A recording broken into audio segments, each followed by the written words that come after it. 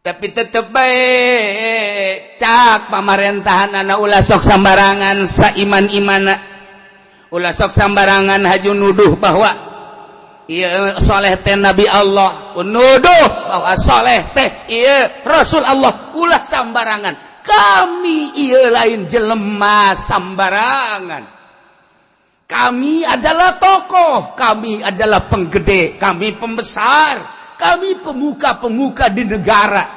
Leuwih nyaho kami. Ieu rasul, ieu lain. Ieu nabi, ieu lain.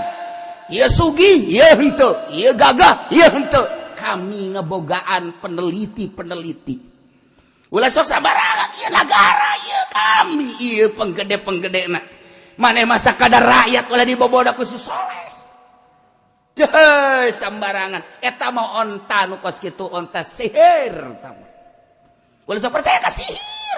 Baru orang nyaho tiba heula iman. Boh, sok aju percaya ka sihir segala bae. Mun make batu cincin make bae ulah sok sagala. Ieu mah ieu mun dipake ieu waduh, dikatakeun ka jelema nyeri geura ge. Eta kan aya unsur tah mah kos kitu mah tah. Eta aya unsur. Duh. Minum cuat, Pak. Woi, ieu mah deuleu bolong. Sombong kan? Lah tamat sombong eta asli deleken buka tuh cincinna ya cayan lamun dicayan di luhur teh jaksa kahandap padahal bolong ieu berarti asli combongna tapi lamun ieu dicaclakeun terus mocor kahandap eta teh asli ya urang buktikeun ulah sambarangan dicayan bener teu kahandap berarti kan asli kan lain sambarangan aya jinir janan di jero. Lamun geus saya unsur-unsur gitu geus mulai iman rada ngageser saeutik. Ieu batu naon ieu? Weuy ieu mah bensin, ieu mah solar, nu ieu mah bacan, nu ieu mah bacin. Macem-macem geus batu geus. Nu ieu mah Kalimaya, nu ieu blok Ovel. Dan lain-lain sebagainya. Ari ieu nu ditutupan bae ieu batu naon ieu mah? Ieu mah lain deui. Henteu ke kula mah hayang nyaho. Ieu bae lah meulieun ieu bae. Henteu teh mah hayang nyaho. Hayang nyaho coba-coba kula ieu nu ditutupan bae mah. Ieu mah kieu ieu mah meunang ngawirid. Jadi mata lamun ieu nu hideung ieu nu bolong ieu kan geus jelas ieu bata combong. Lamun ieu nu beureum ieu mah asihan. Asihan sileget ngaranna. Ieu lamun ieu barada aya kajagoan mantra-mantran tuh serem kan kadeuleut tuh jerona aya orayan di dieu jauh tuh sambarangan geus ieu mah hargana ge lain deui ieu bae lah meuli nu biasa bae tajang hiasan ieu mah aya hiasan zahiran wa batinan pohara teh tukang batu bloon nyasarkeun jelema pohara ayeuna ieu mah bacan ieu nu hideung keneh lah cukup bae 300-400 ribu ieu nu geus hejo-hejoan tah saparo nah ieu mah 1 juta lamun ieu nu geus hejo ieu mah 2 juta tah ieu mah nu geus kenclong 10 anu ieu mah geus kenclong ya sakumaha cai ieu mah 50 juta nu bakal dibikeun ke dalam rangka itu Asia Afrika nah iya batu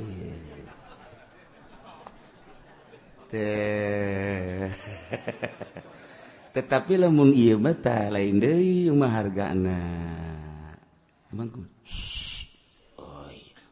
malah lain batu doang emang enak wapak ieu beubeur tah beubeur coba bisa digurang pakai kusia tembak anak kotok. Sok gara pakai gusia tembak anak kotok. Tembak anak kotok. Cek paeh tuh, paeh kana kotok siana mah henteu kan. Eta hebatna beubeur. Dia katembak nu teu make beubeur bapak pan sia mah teu katembak teu paeh kan. Bisaan eta dukun. Atuh nya mah teu paeh dia. Teu ditembak teu naon.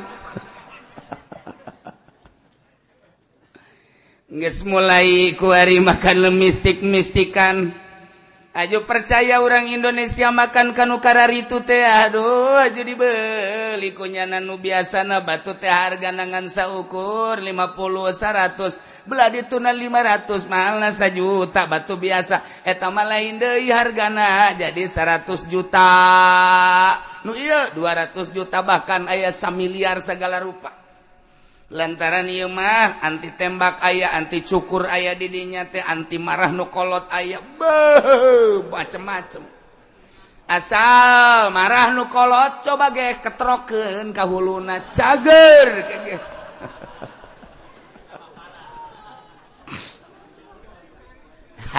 iya mistik sekarang itu nanti baheula lagi nah cak para penggede pemuka negara nu dipimpin ku Ratu Malki awas kencengan ulah datang ka iman masyarakat ka Kangjeng Nabi Soleh ditanya ulah sok sambarangan iman kunaon maneh arar iman eta teh tadi ku nurutna ulah asal nurut bae tapi tetap kudu diperhitungkan wah ditarangkepan jelema di penjara ditangkap di penjara Masya Allah karim bahkan aya 2 wanita anu tercantik di negara Yordan pada saat eta awewe eta teh geus hese nyaritakeun kagelisanana irungna atuh puguh jadi ditu moal anu pengek cara di lembur urang mata moal aya nu sipit cara di lembur urang neuleuh irung mancung neuleuh mata beureuleuk neuleuh ceuli neuleuh buukna waduh bergelombang luar biasa bibirna ya Allah ya Rabbi kadeuleuh kos aya cermean tengahna di delegadonan dog sapotong Masya Allah ye beheungna rada rerenggian aya 3 renggi terus kahandapna ya Allah seimbang pinarepna gede teuing henteu leutik teuing henteu nyongcrok ka hareup kemudian kana handapna deui sakumaha nu sok disebut ieu mah cangkeng biola bujurna eplok cendol ya Allah barang di dalam bitisna bitis jantung bagus kapan jantung mati luar lada letik ngagedean aju letik deui pandi urang menang ka Walanda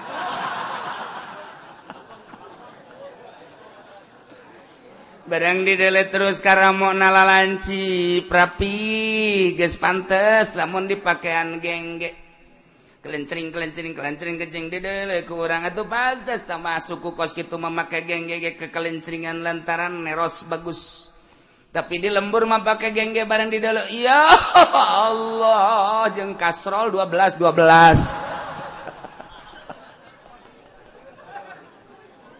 udah sok pake gengge atulah gede kitu mah tuh aya 2 wanita diperebutkan ku berbagai lalaki loba nu kaedan-edanan ku awewe eta teh lantaran boro-boro dibere senyum kakarak dideuleu bae ge langsung mun keur lapar jadi seubeuh lamun dibere senyum bangga saminggu teu dahar sehat walafiat ku gelis-gelis saya awewe 2 sanagara Yordan poh arajas tidinya kebenaran loba lalaki anu harayang loba lalaki anu hararayang ayalah ngaranna ge manusia si 2 awewe ieu memandang kadua lalaki nu dipeke kahayang eta lalaki nage lain sambarangan berarti jelema anu bener-bener jelema aya nu sejen mapan setengah jelema kos ieu nu hareup di dieu kan ieu mah setengah jelema ngaranna teu sampurna itu mah sampurna kasep aya dinyana gagah aya dinyana sugih aya dinyana pinter aya dinyana lamun dicaritakeun makan berarti eta mah sarua jeung pariuk manggih kakebas di lembur mah kuari teu jauhan pariuk teu jauhan kakeb sakalian aya gelas ge haju make tutupna teh eta teh tilok nancep tutupna gulak-gilek bae heran geus di akhir zaman mah kuari sebab melina tilok anu reject tilok anu asli itu jadi geus gulak-gilek bae tah dibawa bae kurang gunana teh jauh ieu ragag tutup gelas teu daekeun anteng di luhur gulak-gilak bae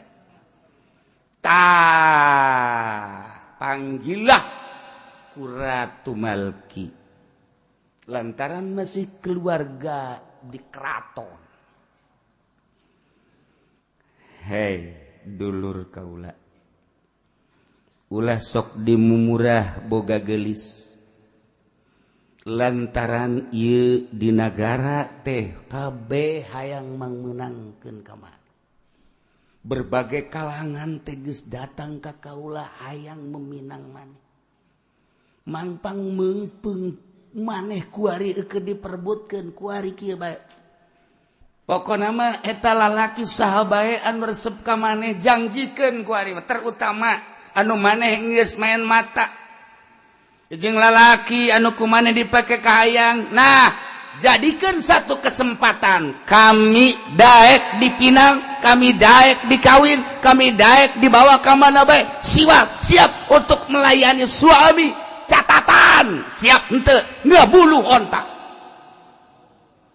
ayo bedakeun mangpang meungpeung mumpung aya kesempatan pekerjaan yang luar biasa onta soleh bunuh gitu andai kata bisa ngabunuh onta soleh pokona mah bunuh beres ngabunuh kaula geus moal make calana deui pohara geus nangkarak bengkang burung teh mah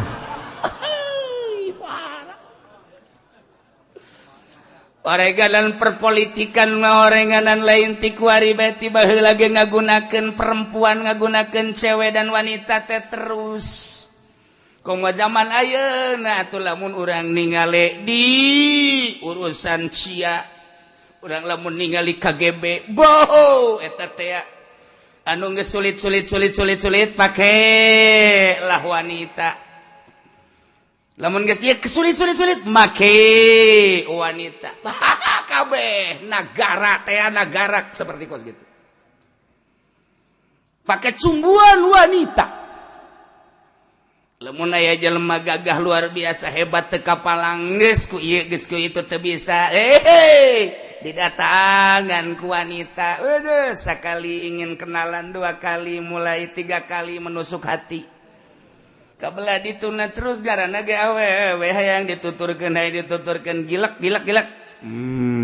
terprosok iya wanita dumantak di Indonesia terkenal Bung Karno teh jelema hebat tetapi ternyata horenganan ketika Jepang mere wanita daekeun ketika Australia mere awewe daekeun ieu kan ceritana seperti kitu wallahu alam asli jeung henteu nama ketika di Indonesia hendak digulkeun sesuatu lantaran keistimewaan Bung Karno pohara jasa berelah wanita nu matak presiden pertama hobinya wanita presiden kedua harta presiden ketiga buta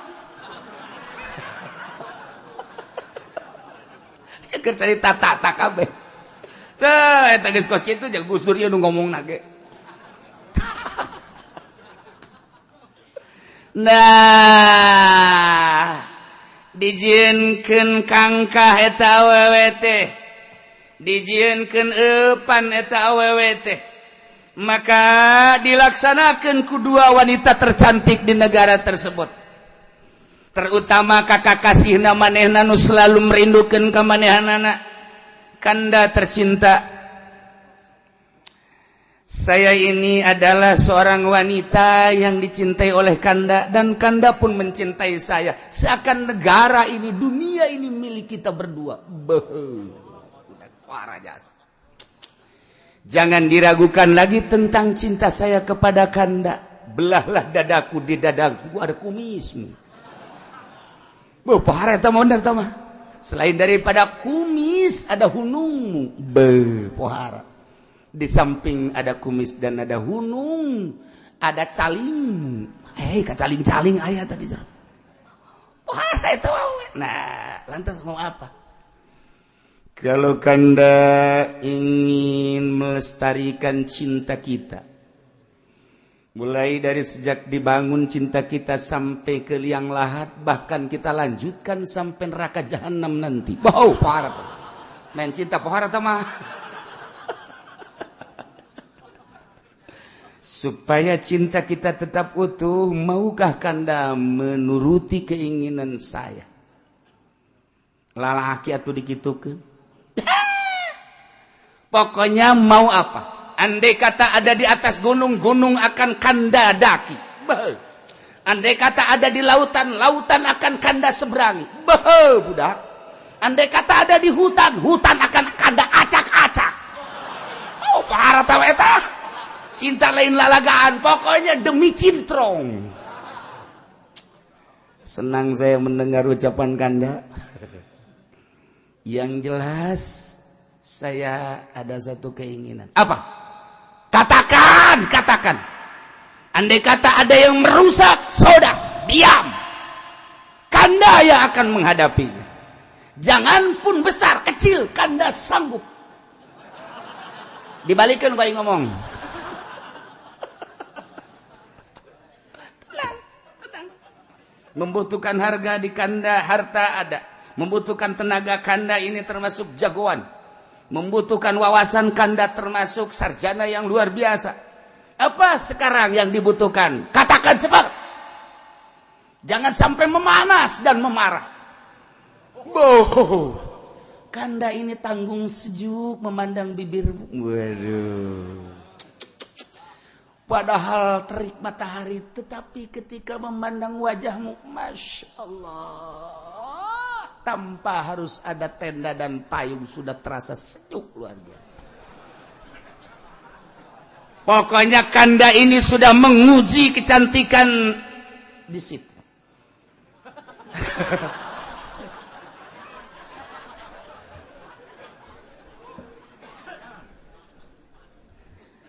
Bagaimana sih mengujinya?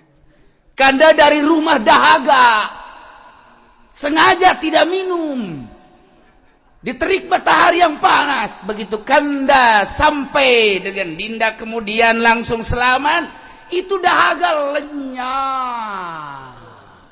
Minumlah teh botol. Sial jasa. Terima kasih Kanda, kalau Dinda sudah menyejukkan hatimu. Iya betul. Makanya coba apa yang diinginkan?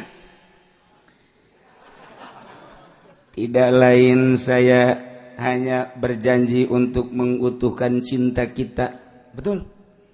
Hanya satu permintaan. Apa? Harta? Bukan.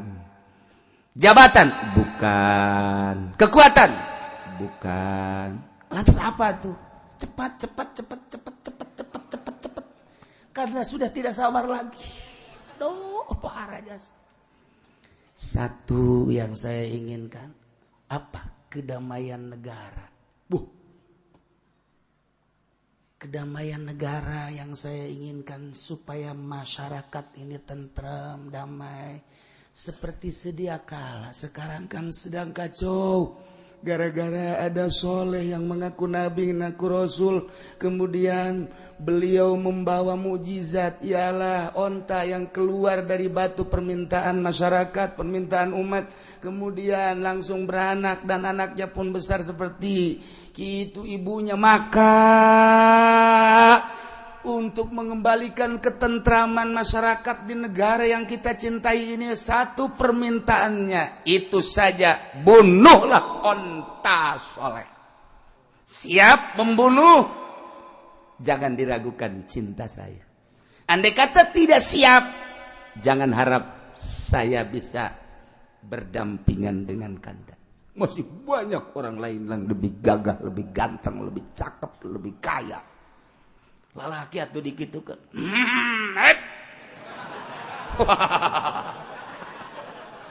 Langsung menyingsingkan lengan tangan. Baru onta. Singa, yang penting singanya diborogod.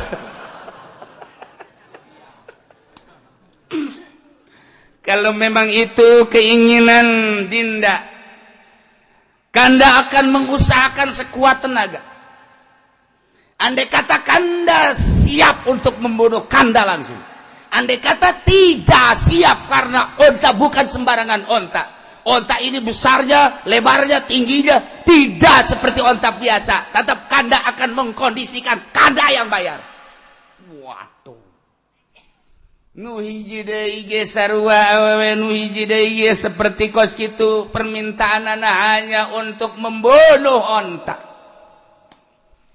Maka dua lalaki nu dipentak ku dua awewe tadi teh nyana musyawarah hayang ngondisikeun ngabunuh onta kumaha carana lantaran ai langsung ngabunuh manyana geh boga rarasaan sebab onta lain sambarangan onta besi malik talika dirina tetapi nyana musyawarah untuk membiayai pembunuhan tentang onta saha urang neangan jelema anu gagah panggagahna sanagara Yordan panggagahna sanagara Arab urang beli eta teh yuk urang kondisikeun supaya nyana daekeun ngabunuh onta tenang soal pembiayaan anak ratu negara ulah mikiran kaulah untuk memperlihatkan bebe cinta terhadap wanita tersebut. Pokoknya bebe akan ge nggak apa-apa.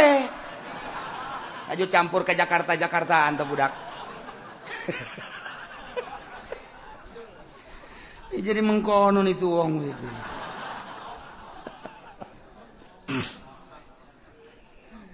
Akhirnya langsung nu dua jelema lapor ka Ratu Malki jeung para pembesar-pembesar.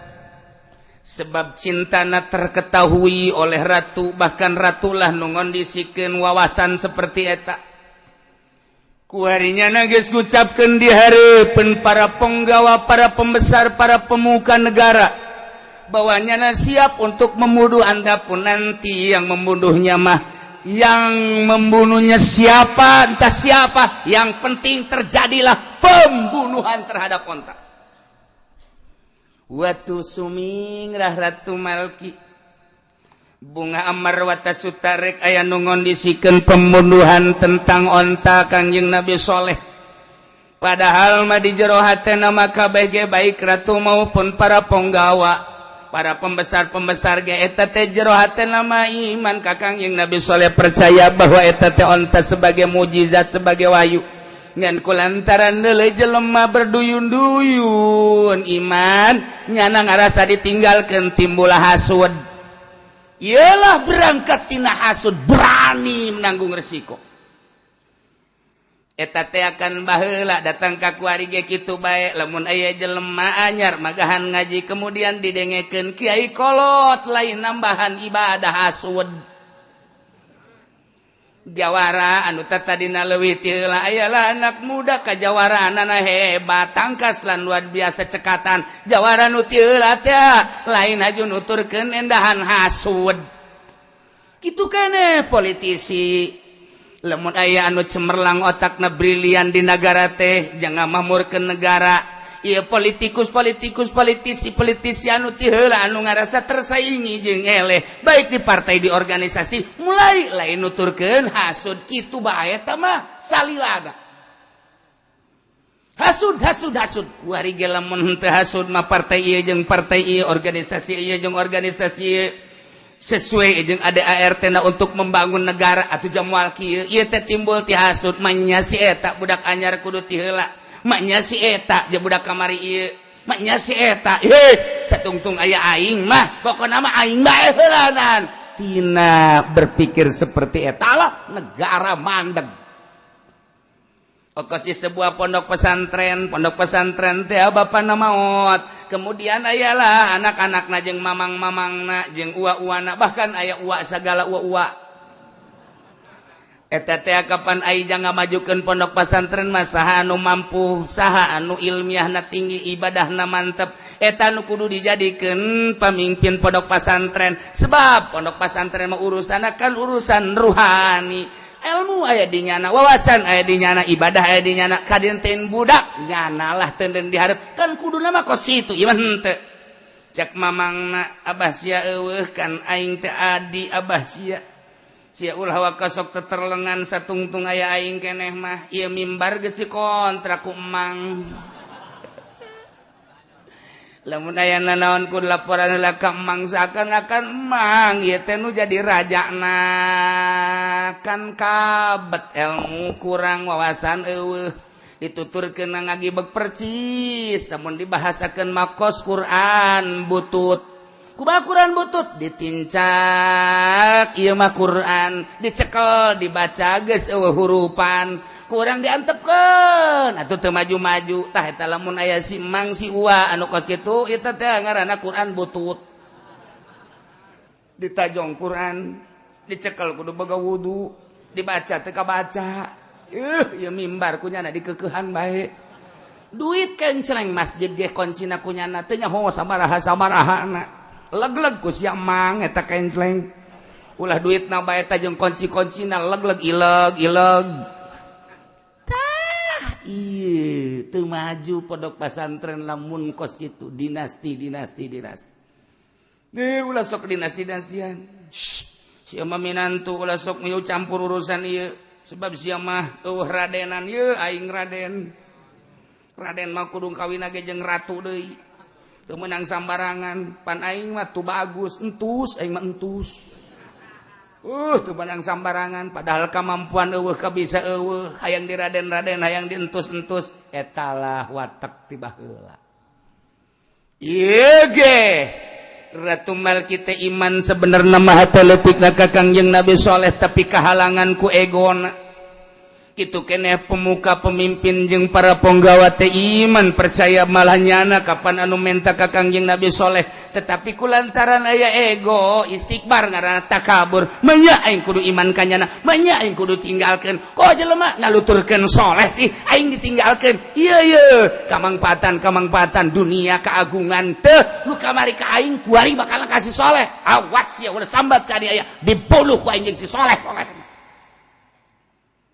Werik pengkondisian pertama tita ngabunuh onta nak geus onta solehna kudu dibunuh mulai hasil musyawarah di keraton istana Ratu Melki keputusan aya di dua jelema silakan dua jelema nu mencintai dua wanita tadi saling satu maksudna nyana anu siap ngondisikeun membunuh onta ditelusuri lantaran jelema berwawasan jeung kaya melalui anak buahna pangneangankeun jelema nu panggedena pangjangkungna jeung panggagahna ulah ngaku gagah bari teu pernah gelut aya pan di urang ge gagah tapi can kacaritakeun gelut aya pancakyana teh serba bisa aing mah besi bisa segala gitu cikaret bisa cikalong bisa kalong ragak bisa segala cimane tapi gelut kan pernah dongengna doang sakalina nyana dongeng gelut eueuh saksi ikan bloon dibelah-belah ditueun bloon jadi ablaul bloon tah aya kuari ge jelemana nah nyana nyebar anak buah di Jazirah Arab nyebar anak buah di Jazirah Yordan lantaran Yordan eta adalah pusat pemerintahan Petra ngaranna lamun di Madain Soleh Hijr ngaranna eta adalah pusat perekonomian disebar ternyata alhamdulillah muncullah seorang yang terpilih ngaranna Ki Kudar anak zina anak hasil perzinahan di ngaranna Ki Kudar bin Salif panggilnya na di dalam mata nage hidung luar biasa celi nage oyag-oyagan irung nage mancung lain pengek lain ngan di dalam keayaan kulitna azrak artina kulau di dalam dedeg pangadegna jangkung di dalam keterampilan luar biasa panggil siapa saudara nama saudara siapa saya Kudar bapak konon menurut cerita salib tapi saya kan nggak tahu waktu bapak saya ada kan saya belum ada gitu bener tuh tapi katanya saya mah timbul dari luar pernikahan nggak apa-apalah tetap saya kan manusia Kudar maneh kuari status jadi naon pasar lama kula nu nyekel pasar baru saya yang megang Tanjung Priuk saya yang megang Tanah Abang bahkan akan saya ganti jadi tanah putih, nggak usah Abang terus. Saya yang megang. Jakarta saya yang megang. Bandung saya yang megang. Surabaya, Medan saya yang megang. Kalau mau tahu, saya ini adalah geng ternama di negara ini. Siapa yang berani terhadap saya akan saya sentil. Bener gagah jasa. Kamu tahu kepada Hercules, anak buah saya. Hercules memang nggak ada apa-apanya. Wow, pohara bener. Kamu tahu David yang ada di Bandung, anak buah saya. Sekarang dia di penjara gara-gara saya. Pokoknya semua geng-geng yang ada di Indonesia, kok ke Indonesia sih ya? Anak buah saya semua. Kamu tahu gak geng Pasar Kemis? Pasar Kemis manihil tuh nggak ada apa-apa, nggak ada geng, nggak ada, nggak usah diceritain. Pasar Kemis nggak ada geng, atau geng semua. Cilongok kiai semua. Woi, pohara teh Cilongok.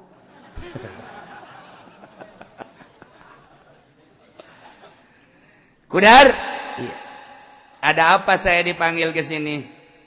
Waktu adalah uang. The time is money. Atuh geng karena ini ada salila dipanggil ke kiba mata nong bola desa. Itu apa yang dia gelek gak tahu. Yang itu yang gede lisong. Jadi masa bola gelek sebelah lisong. Parah. Begini Kudar, kamu dipanggil ke sini ini tentunya kami punya harapan. Harapan apa? Kamu tahu di negara ini sekarang lagi kacau.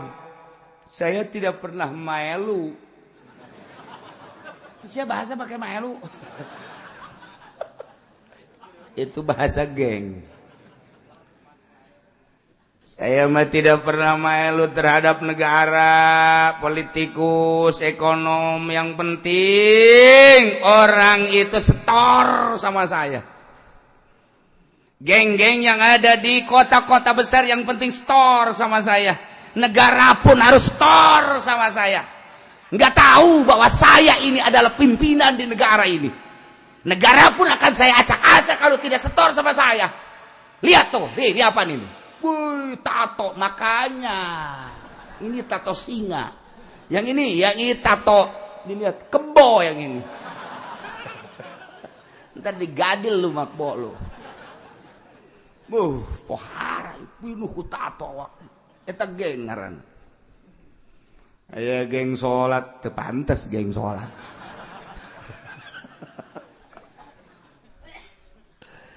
Ada apa?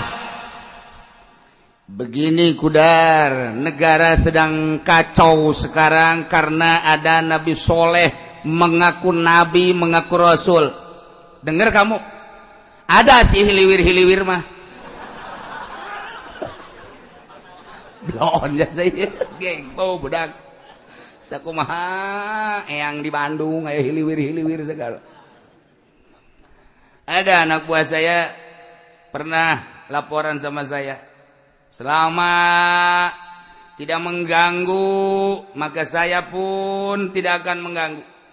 Pokoknya mah ngaing moal nganggu ka dia, lamun dia teu ngaganggu ka ngaing. Pana juga badu ya tuh. Pokoknya mah kuari mah hirup dia ngaing-ngaing. Ya tuh kitu onam. Kieu Kudar. Jadi ieu teh kuari ketentraman di negara teh lantaran aya Soleh ngaku nabi. Di samping ngaku nabi nyana teh geus ngaluarkeun mujizat padahal mah eta teh memang pamenta masyarakat. Benar. Mujizat lamun aya nyaho eta teh pamenta masyarakat di batu nu gede supaya keluar onta. Haju keluar eta onta tidak batu. Keluar. Geng teh jauhan geng mah tilok jauh kos kitu atuh. Haju kumaha eta ontana? Barang keluar onta igegan kemudian teu kebal haju reuneuh. Sanggeus tareuneuh eta kek kuda reuneuh eta urang ngalakian. Eueuh.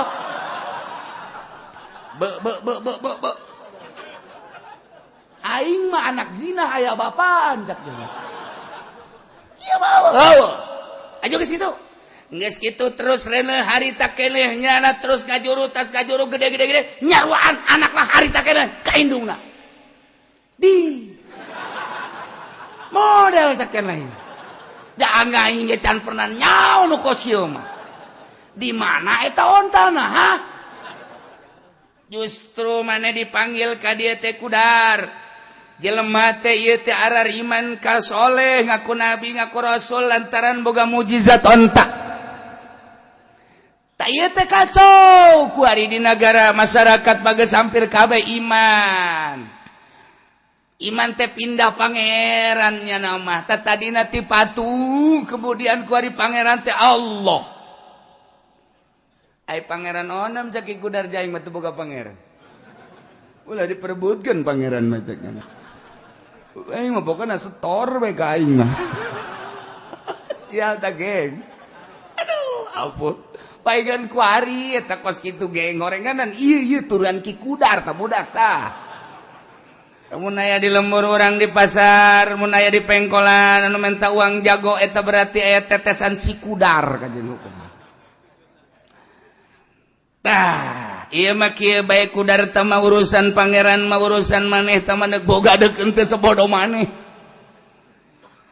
Nu penting mah ieu nagara teh hayang pulih supaya ulah acak-acakan. Ayo kami atas nama negara nu dipimpin ku Ratu Malki jeung para penggawa, para penggede jeung para pemuka geus gayakeun musyawarah. Saha nu bakal bisa maehan eta onta supaya tentrem ieu nagara. Sedangkeun lamun cenah cek Kangjeng Nabi Soleh, lamun eta onta diganggu, dirusak bahkan dibunuh, ieu bakal turun siksa cenah. Tah kami satu sisi embung jelema iman ka soleh, di sisi lain kami ge lamun dibunuh eta onta sieun kena siksa. Ih, cenah bingung berarti. Atuh nu mantap kami nek neangkeun maneh ge neangkeun maneh supaya kami ulah bingung. Kecil. Berapa kamu mau bayar? Hayang paehan onta sabaraha maneh hayang endek mayarna? Wani piro? Ayo. Kumaha pamenta maneh bae? Ayo, kumaha pamentana ku kami bakal dicumponan. Kami maca Kudar urusan maehan onta mah geus teu dianggap boro-boro onta jelema ku kami mah dipaehan. Onta deui sakadar onta. Jelema lu boga akalna jeung boga pikiran ge ku kaula mah diringkus.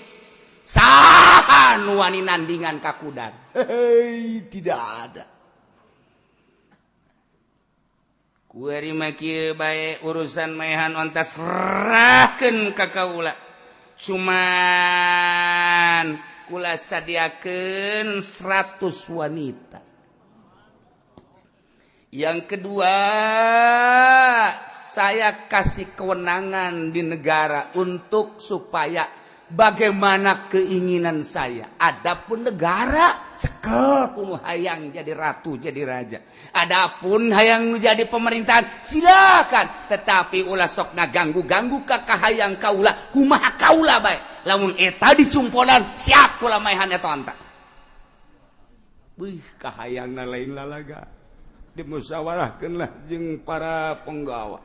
Ternyata dipertimbangkan antara kahayang nyana jeung kitu hasudna jeung keayaan tentang masyarakat ngagelok iman ka Kangjeng Nabi Musa dia Kangjeng Nabi Soleh dibahaslah dibeca antara kahayang nyana kebebasan nyana jeung hasud nu aya di jero dada jelema iman kabeh ka Kangjeng Nabi Soleh. Setelah dibahas hasud ternyata mawa berani nanggung resiko. Pokoknya silakan, yang penting bunuh onta. Masya Allah. Akhirnya Ki Kudar teh diboking jelema beliannya nama geng kita ngabunuh onta sebab masyarakat mah nu ieu nu itu ge sararieun ngabunuh onta mah sebabnya bahwa eta onta teh mujizat. sedangkan cakang yang Nabi soleh kapan wala tamassuha bisu'in fayakhudzakum azabun alim. Kade ulah sok diganggu-ganggu ieu mah onta teh lamun sampaikeun ka diganggu, lamun sampaikeun ka dirusak, lamun sampaikeun ka dibunuh, maka moal ingkekeun deui Gusti Allah bakal nurunkeun siksa fayakhudzakum azabun alim. Masyarakat kabeh geus sieun, lamun teh mah dibunuh ieu bakal turun siksa, tapi lamun teh dibunuh ieu para penggawa pembesar penggede termasuk Ratu Malki kebingungan sebab masyarakat ngagelok padahal geus loba anu dipenjara bahkan anu dibunuh ngan ieu kacauna negara padahal betul kacau teu naon rarasaan nyana anu kahalangan. Padahal maka suburan negara makin subur tatadina jelema teu beunta jadi beunta tatadina poek jadi caang ku ayana Kangjeng Nabi soleh dakwah teh nu tatadina teh nyaho pangeran nu asli jadi nyaho nu tatadina teh ibadah jadi ibadah nu salah ibadahna jadi henteu. Woi pertalian antara bapa jeung anak pinuh adab antara itu masyarakat jeung masyarakat pinuh adab sabenerna mah makin meningkat peradaban teh. Dirasakan ku masyarakat tenang, tentrem, loh jinawi indah, anu luar biasa. Silih bantu silih ajenan kacai jadi saleuwi ka darat jadi salogak. Pokona mah indah luar biasa. Anu ngarasakeun teu tentrem teh eta lah jelema-jelema nu hasud. Tiba lagi kitu bae. Maka keputusan pembunuhan onta nu bakal dibunuh ke seorang geng yang bernama Kudar diberitakan di seluruh penjuru daerah di negara. Saudara-saudara, negara Yordania, Petra, saudara-saudara yang berada di Jazirah Arab, kekacauan di negara telah terasa oleh kita, maka sebentar lagi kekacauan akan sirna. Cara menghilangkan kekacauan tidak ada lain kecuali membunuh onta, dan saat ini negara telah mempersiapkan pembunuh onta yang bernama Kudar. Marilah kita saksikan bersama-sama pembunuhan onta. Masya Allah, tiba lagi kos gitu baik. Lantaran pemerintahan kakarak pemerintahan kitu unggul, maka masyarakat nanya iraha ieu bakal dibunuh na onta. Carerik masyarakat nu iman ka Kangjeng Nabi soleh malantaran geus ngarasakeun kanikmatan kaindahan ibadah ka Gusti Allah. Kasuburan telah dirasakeun imah-imah teh gunung bisa dipatri, bisa dipahat jadi imah tanah anu lega anu rata bisa jadi istana. Kemudian atuh ieu tanaman-tanaman nu tadina osok wahama ge jadi henteu cai curcor ti mana-mana. Beuh luar biasa mun neuleuh di kali teh nya caina herang. Batu deka deuleuan mun hideung-hideung mun putih-putih mun beureum-beureum. masyaallah eta nu ngaran lauk singgare boy ti mimiti gabus boncel lele jeung anakna geus puguh betik mah jeung bangsa julung-julung ka deuleu jasa ku subur-suburna negara. Masyarakat geh cerik barang ngadenge bahwa ieu onta dek dibunuh lantaran janji Kangjeng Nabi soleh wala tamassuha bisu'in fayakhudzakum azabun alim. Kami ieu teu ngeunaheun bakal nangke disiksa meureun ke lamun ieu onta sampikeun ka dibunuh.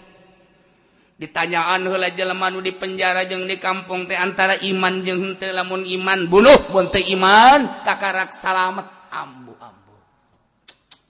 Mulai nu aya di penjara dikondisi-kondisikeun ditanyaan supaya ulah iman.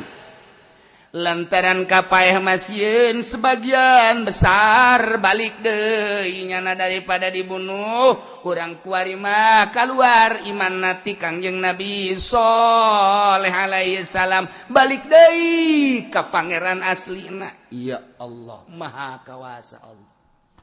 Can kuat iman. terus ka lembur-lembur teh ditanya anu iman mana nu teh iman mana aya diskriminasi di dinya teh aya perbedaan lamun iman ka Kangjeng Nabi Soleh teu digaji ku nagara bahkan dipersulit lamun teu iman dibere lain lalagaan pamere ti pamarentah teh henteu ujug-ujug dibunuh eta onta teh dikondisikeun di negara seperti kitu justru orenganan nyana nyarita kacau oreng nyana nu nyieun kakacauan percis kos di negara kos di apa diteruskan urang kuari lamun nyaritakeun rakyat mana rakyat anu henteu tentrem jaka bege tala lentrem wayah ka pasar jaka pasar wayah ka ladang jaka ladang wayah ka mushola ka majlis ka majlis bogana alhamdulillah teu bogana alhamdulillah jauh kumaha urang nyaritakeun rakyat bah ti mimiti Surabaya terus ka Jawa Tengah Semarang terus ka Indonesia ipan ngeluhuran terus ka dieu ka Banten ge eueuh nu kumaha kunaon atuh nu nyieun kacau manyadu di laluhur ku urang ditongton si eta nu ngacaukeun si eta nu kurang beres tinggal rakyat bae anu cinta kedamaian jeung kajujuran neuleukeun nyana jar rakyat teh kumaha dipaksa bensin naik sugan naik kumaha henteu aju wajar ngan sakadar ngomong mah ngan paling gede kieu doang eta dikamanakeun duitna atuh nonengna sakitu doang macem-macem di Indonesia mah sebab di Indonesia mah ieu sadunia nu paling beradab di Indonesia lamun nyaritakeun kamari ieu di zaman Belanda teruji ku Belanda beradabna bangsa Indonesia urang lamun nyaritakeun sejarah di zaman Belanda 3 abad setengah Belanda mengakui Inggris mengakui keistimewaan Indonesia sakitu dijajah ku Belanda tetapi pondok pesantren terus bae muncul ibadah ka Gusti Allah terus bae muncul ketika nyana ibadah terus bae ketika hasilna dibikeun bae lamun lain beradab moal kos kitu ketika hasil bumi dipentat ketika dititah digawe siap tapi ketika ibadah ka Allah mantap negara mana nu modal kos gitu Indonesia lain lalagaan deuleu sejarah sebelum merdeka peradaban nomor 1 adalah bangsa Indonesia nu mantak yang beradab masyarakat beradab di luar masyarakat biasa mah teu nyahoeun kan di luar mah ajeung neng mantak ngajina ulah sok di luar nyaho tah masyarakat beradab ai lain masyarakat mah pemerintah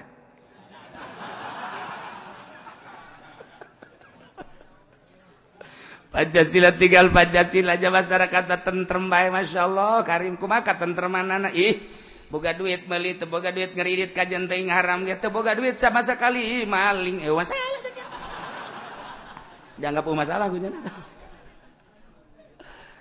Ayo coba pemalingan ambalaya lantaran pemerintahna anu menangkeun pemalingan padahal mah polisi geus aya sabaraha personil di Polres aya sabaraha di Polsek aya sabaraha tapi teu pernah menangkeun pemalingan sanggeus meunang deui teu puguh ujung puhuna nagara naon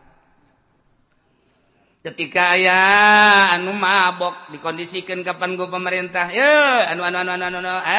anu teu mabok ge bisa ku urang make eupan supaya kadeuleuna mabok tet komo anak anu beradab mah panggil kudu dibayar sekian teu akur jeung undang-undang nagara naon eta kos kitu kemudian aya padu di meja hijau gitu padu advokat dararatang meuli nyana ieu mah gedean padahal mah masalah namanya nama ieu teh bisa dielekeun lantaran meuli na bisa loba duit anu pi menangeun jadi eleh anu eleh jadi menang nagara naon eta kos kitu aya awewe nu geus ditinggalkeun ku salakina lantaran salakina berduit kemudian nyana rapa ka pamarentah sakali 2 kali 3 kali lantaran ti ditu namerean duit bae ujung puhuna nagara naon ta kos kitu sabaraha kasus mun kurang dibongkar di Indonesia kula nu di imah bae ngadengena hareudang mentak terpanggilah kula hayang jadi presiden gara-gara kos kitu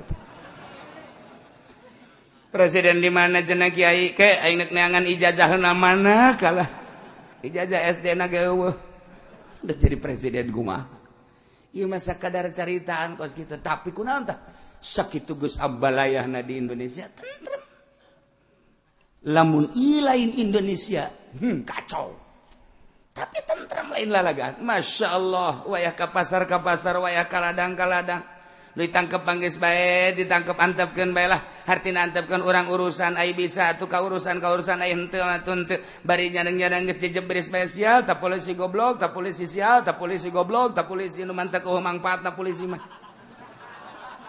ieu mah keur carita batur sia kunaon carita ini tapi kan polisi ge loba anu nulungan lain saeutik polisi anu rada bener rada aya tetep ente gitu kabeh ngaranna ge nagara jeung loba jelema atuh ngan secara globalna seperti kos kitu peroranganna atuh loba nu bener nu ieu kabantu beuh mun polisi mah kurang meureun kumaha meureun beuh mun polisi mah kurang hadena harita aya polisi kula katulungan masyaallah jasa leungit motor kula aju laporan ka polisi aju ku polisi bere ganti motor kula mah ka ditu los jang polisi kula digantian motor bapak naon motor kula mio gantina mah motor anu harga 2 juta teh jagan sekajeun lah sedekah bae ka polisi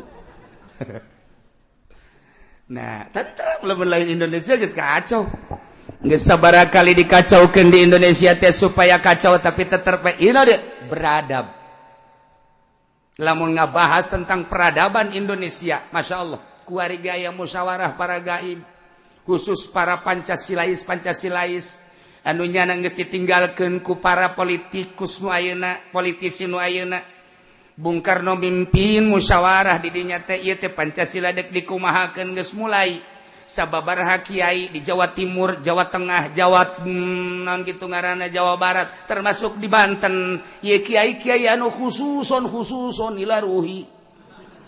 Dipanggil ieu teh keur ngarencanakeun keur ngarumuskeun tentang Pancasila kumaha ieu teh di Indonesia supaya tentrem kararumpul jeung para gaib-gaib. Iyalah Indonesia nu mantak teu mudah teh lantaran aya nagara zahir, aya nagara batin. Mulai tak kayak batin kumai. Naon? Iya teh tadi teh. Aya batu combong. Anti tembak. Ieu ngajurus ka dieu tah, ngajurus. Indonesia lain sambarangan. Mata kula sieun tenang. Ulah sieun tenang. Sebab naon? Dibantu ku bangsa nu kararitu. Teu marawat ahli-ahli Allah. Aneh. Lamun di negara luar mah suntik setik bur, suntik setik jegur, geus puguh Timur Tengah anu ngabogaan sejarah. Baghdad gempur, kemudian atuh Yaman kuari gempur, Suriah, Mesir teu eureun-eureun. Geus kitu ka naon kitu ngaranna Muammar Gaddafi gempur sakaligus dan lain-lain sebagainya di Indonesia emang teu dikondisikeun supaya kitu dikondisikeun tapi beradab di Indonesia biji ku bahasa kieu atuh jangan urang-urangnya nak ke gereja tuh aing ka masjid subodo teuing atuh kayak di akhirat aya jalan masing-masing ieu tuh eta di Indonesia eta kos kitu tak deuk ngaleungitkeun eta hese jasa lain lalagaan weuy hese wahara jasa tah ieu kuari mulai dipertanyakeun ku masyarakat teh iraha onta deuk dibunuhna. Sebagian besar geus ngagelok deui kuari kaimananna geus lain iman ka Allah ka Kangjeng Nabi Saleh lantaran sieun ku aturan-aturan nagara jeung loba kabutuhan sapopoena anu ngaitkeun kebutuhan anak negara maka anu iman ka Kangjeng Nabi Saleh nama illal aqallun kecuali hanya minoritas. Kanjeng Nabi Saleh geus ngadenge tentang rencana pembunuhan mukjizat ontakna maka bakal dibunuh onta teh ku ngaran Ki Kudar nu ngondisikeun nagara dua manusia anu mabok cinta tadi nah ieu kuari pertanyakeun iraha bakal dibunuhna ternyata berita nomor kedua pembunuhan onta akan dilaksanakan hari Rabu. poe Rebo bakal dibunuh na onta. Mulai masyarakat gelisah boro-boro nu iman nu teu iman ge gelisah asana siksa datang ka jen kukumage sebab henteu bisa dibohongan keimanan manehanana terhadap Kangjeng Nabi Saleh nyana teh percaya bahwa eta teh mukjizat. Aduh ieu teh kumaha pibakaleunana engke teh nu mantap Kangjeng Nabi Saleh langsung pidato. Cek Kangjeng Nabi Saleh lamun memang Rebo bakal dibunuh tandakeun jeung cirikeun geura tasbahuna godan wujuhukum musfiratun tsumma tasbahuna fi yaumil jumati wujuhukum mumaratun tsumma tasbahuna yaumas sabti wujuhukum muswaddah fasbahu yaumal khamis qad isfarat wujuhum. Kangjeng Nabi Saleh lamun memang ieu bakal terjadi pembunuhan deleukeun ke bakal turun siksa ciri bakal disiksa teh aya tanda nu mentak dicirian abe kaburu iman anu iman mah jeung supaya salaladar tobat nomor kahiji awas isukan wujuhukum musfarrah isukan beungeut bakal kararoneng kabeh pararias deleukeun coba ge engke datang ka poe Jumat tateh sapoe engke dina poe Jumat wujuhukum marrah poe Jumat seluruh manusia beungeutna bakal beureum eta teh masih menunggu sugantara robat sumatas bahuna yaumas sabti tulus isuk-isuk poe Sabtu wujuhukum muswaddah bakal hideung. Awas deleukeun siksa do bakal diturunkan ku Gusti Allah. Kaula ieu adalah nabi, kaula ieu adalah rasul dibere mukjizat onta. Kade anu tatadina ti tadi antep ulah diharu biru, ulah dirusak.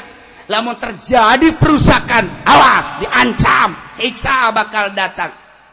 Lamun memaksakan, dibunuh ieu onta, siksa bakal datang. Maka fa'aqarun qata'u an amri rabbihim manehanana bakal ngondisikeun pembunuhan onta manehanana geus lacut terhadap perintah pangeran geus teh dianggap bahkan nang tangan waqalu ya Salihu hey Saleh itina bima ta'iduna in kunta minal mursalin. Saleh ulah loba omong sia leh datangkeun coba siksa nu kusia dijanjikeun coba deuk siksa kumaha mudah siksa coba hayu kami kapalang kami in kunta minal mursalin lamun bener maneh termasuk salah satu nu diutus ku Gusti Allah aja lamun dirobah lamun dirusak ya onta bakal disiksa datangkeun siksa leh datangkeun leh lalu ngomong ngalulu ngomong siksa kami siksa Masya Allah datang ka kos kitu coba kau ya Allah ya Rabb. Cek Kangjeng Nabi Saleh deuleu kaum Kangjeng Nabi Nuh lantaran teu percaya ka rasulna teu percaya ka Gusti Allah. Jana disiksa dengan banjir deuleu tuh kaum Hud. Anu kamari teu percaya nyana ka Kangjeng Nabi maka kaum Ad disiksa melalui angin tilu poe tilu peuting tiris anu luar biasa digulang gaper ka luhur ka handap ti kaler ka kidul ti kidul kata paraeh kabeh. Nah ieu ge bakal disiksa moal teu cek Kangjeng Nabi Saleh. Leh ulah ngomong sia. Aing geus puyeng ngadenge sia. Datangkeun siksa-siksa. Hayu. Datangkeun itina bima ta'iduna in kunta minal mursalin. Ayo geura siksa kami lamun bener maneh mursalin. Mun maneh diutus ku Gusti Allah siksa. Ayo. Masya Allah. Maka Kangjeng Nabi Saleh ngumpulkeun nu